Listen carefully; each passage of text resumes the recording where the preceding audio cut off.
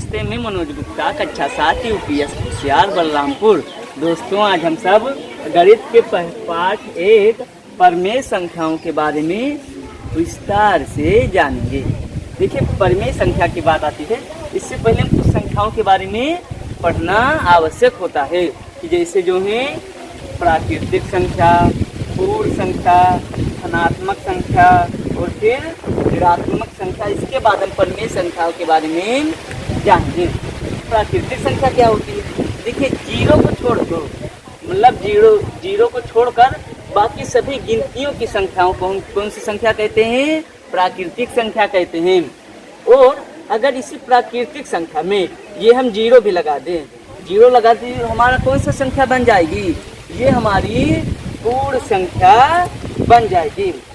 तो अगर जीरो नहीं है और फिर गिनतियों की संख्या है तो वो हमारा प्राकृतिक संख्या, और अगर जीरो भी आ गया, मतलब जीरो से अनंत तक संख्याएं, तो वो हमारी पूर्ण संख्याएं हो गई। अब इसके बाद क्या है हमारा? धनात्मक संख्या। हम सभी जानते हैं कि जैसे संख्या है 1, 2, 3, इसके आगे कुछ नहीं, तो ये हमारा क्या है? यहाँ पर प्लस का समझो ऑलरेडी चिन्ह रहता है, तो ये हमारा हो गया धनात्मक संख्या। और बात आती है ऋणात्मक संख्या की, तो ये जैसे 1 है, इसके आगे मैंने माइनस लगा दिया, तो ये 2 है, -2 है, -3, ये सब हमारी क्या है? ऋणात्मक संख्याएं हैं। अब यहाँ तक हम समझ गए। अब आते हैं परमेय संख्याओं के बारे में। अब परमेय संख्या किसे कहते हैं? देखिए, परमेय संख्या हम किसे कहते हैं? वह संख्या जिसे हम P अपॉन Q के रूप में व्यक्त कर सकते हैं, उसे हम परमेय संख्या कहते हैं। तो क्या 2/3 हमारी परमेय संख्या होगी? हाँ, होगी ना, क्योंकि 2/3 हमारा P अपॉन Q के रूप में व्यक्त है। अच्छा, ये 6, क्या ये भी परमेय संख्या है? हाँ, है परमेय संख्या, क्योंकि हम 6/1 लिख सकते हैं, 6/1 लिख सकते हैं। 0, क्या ये भी परमेय संख्या है? हाँ, ये भी परमेय संख्या है, क्योंकि हम 0/1 लिख सकते हैं।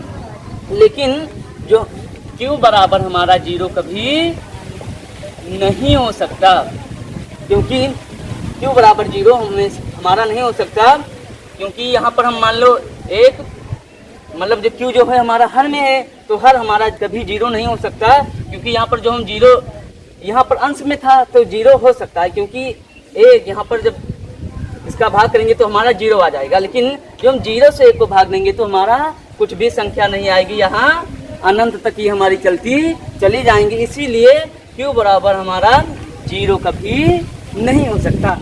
अब हम जानेंगे परमेय संख्याओं के कुछ गुणधर्म के बारे में। इसका पहला गुणधर्म क्या है हमारा? समृद्ध का नियम। यह समृद्ध का नियम कहता क्या है? समृद्ध का नियम यह कहता है कि 2 परमेय संख्याओं का योग परमेय संख्या ही होगी, और 2 संख्याओं का घटाना, गुणा, भाग, मतलब सभी परमेय संख्या होगी। तो हम क्यों ना इसको उदाहरण के माध्यम से देखकर ही जान लें। जैसे यहाँ पर है हमारा 3/4 प्लस 5/4, तो ये हमारी क्या है? एक परमेय संख्या ये है, एक परमेय संख्या ये है। अब क्या इसका मतलब जब दोनों को जोड़ेंगे तो क्या उत्तर भी परमेय संख्या आएगा? हम अभी देख लेते हैं। 5, 3, 8, यहाँ पर 4, तो ये भी हमारा परमेय संख्या आया। इससे क्या निष्कर्ष हुआ कि 2 परमेय संख्याओं का योग एक परमेय संख्या होती है, यानी योग में समृद्ध का नियम चलता है। अब घटाना में देख लेते हैं। घटाना में 7 - 3 पर आ गया 4, 2 का 2। अब जब मतलब हम 2 परमेय संख्याओं, एक परमेय संख्या में से दूसरी परमेय संख्या को जब घटाए तो क्या हमारा उत्तर परमेय संख्या आया? हाँ, आया। तो क्या है? घटाना में भी समृद्ध का नियम काम करता है। अब हम यह गुणा में देखते हैं। तो 8 × 7 बराबर 1/25। अब क्या यह परमेय संख्या है? देखो, गुणा में समृद्ध का नियम क्या कह रहा था कि 2 परमेय संख्याओं का गुणा भी परमेय संख्या होगी। तो क्या परमेय संख्या है? हाँ, है ना। तो गुणा में भी समृद्ध का नियम काम करता है, लेकिन भाग में जो है वैसे तो आप सभी उदाहरण लेंगे, सभी उदाहरण में तो सममित का नियम काम करता है भाग में, लेकिन अगर जीरो ले लिए तो फिर काम नहीं करता है।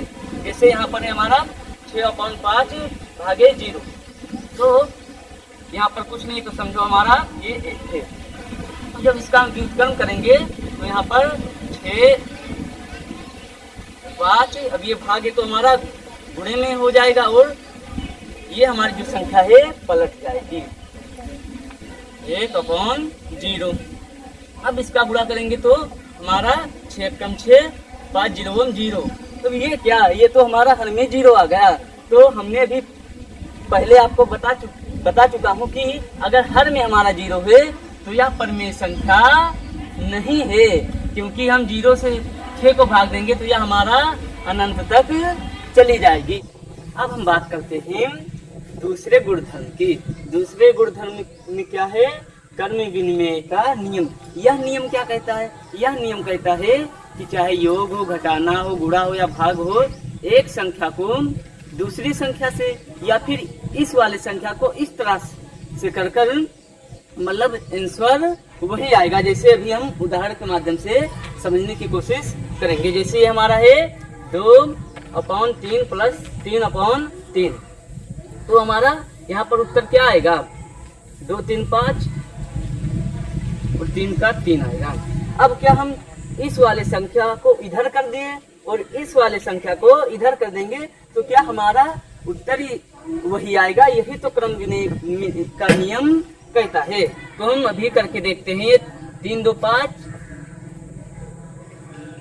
और 3 यहाँ पर, तो क्या हुआ कि ये दोनों आंसर हमारे एक ही हैं, यानी योग में हमारा क्रम विनिमय का नियम काम करता है। क्योंकि देखिए इस संख्या को चाहे इधर ले जाएं या फिर इस संख्या को उलट पलट दें, आंसर हमारा योग में वही आएगा। तो यानी योग में हमारा क्रम विनिमय का नियम चलता है। अब क्या है, घटाने में चलता है। ये देखिए, ये 6/4 - 5/3, तो 6 - 5 यहाँ पर आ गया 1, यहाँ पर 4।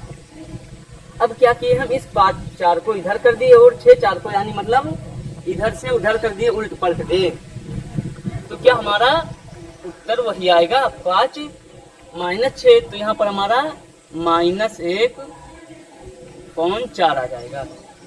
क्या हुआ कि दोनों का आंसर है या चेंज है, मतलब अलग अलग है। यहाँ पर प्लस 1/4 है, यहाँ पर -1/4 है, यानी क्या हुआ कि दोनों के उत्तर अलग अलग है। क्रम विनिमय में घटाना का नियम काम नहीं करता है। क्या यह गुणा में काम करेगा, देखते हैं। 6×5 30 और 3 त्रिका 9। अब क्या किए हम, इसी संख्या को, ये 6/3 था और ये 5/3, तो इस वाली संख्या को यहाँ पर हम आगे कर दिए हैं, मतलब उलट पलट दिए हैं। 5/3 और 6/3, क्या देखते हैं हमारा उत्तर वही आता है, 5 6 30, 3 त्रिका 9। हाँ, दोनों उत्तर हमारा एक है, यानी क्रम विनिमय का नियम गुणा में भी काम करता है। देखिए योग में काम चलता है, घटाने में नहीं चलता है, लेकिन गुणा में चलता है। अब क्या हमारा भाग में भी चलेगा, करके देखते हैं। अभी ये हमारा 4/7 है भागे 3/5, तो यहाँ पर हम इसका व्युत्क्रम लिए यहाँ पर, तो क्या हुआ, ये भाग था हमारा तो गुणा में बदल गया, और ये 3/5 था तो ये हमारा 5/3 होगा। जब व्युत्क्रम हम लेते हैं किसी संख्या का तो वह संख्या पलट जाता है, ऊपर वाला नीचे हो जाएगा, नीचे वाला ऊपर हो जाएगा। तो यहाँ पर हमारा आंसर का आएगा 4×5 20 और 7 त्रिक 21। अब हम क्या किए, यहाँ पर क्रम विनिमय का नियम नहीं कह रहा था कि मतलब आगे वाली संख्या के स्थान पर पीछे वाली संख्या को कर दो, या फिर पीछे वाली संख्या के स्थान पर आगे वाली संख्या को कर दो, उत्तर हमारा एक ही आएगा। अब देखिए यहाँ पर हमारा 4/7 था और 3/5 है। यहाँ पर हमने क्या कर दिया, दूसरी वाली संख्या को पहले कर दिया, 3/5 और 4/7 कर दिया। अब क्या हमारा उत्तर वही आएगा। यहाँ पर हमने व्युत्क्रम लिया तो क्या हुआ है, भाग था तो गुणे में बदल गया, और ये हमारा 4/7 था, तो 7/4 में हो गया। अब 7 त्रिक 21 और 5 चौक 20। लेकिन यह क्या, यह दोनों तो अलग अलग, यहाँ पर 20/21 है, यहाँ पर 21/20, यानी दोनों अलग अलग उत्तर आए हैं भाग में, यानी ये हमारा क्रम विनिमय का नियम काम नहीं करता।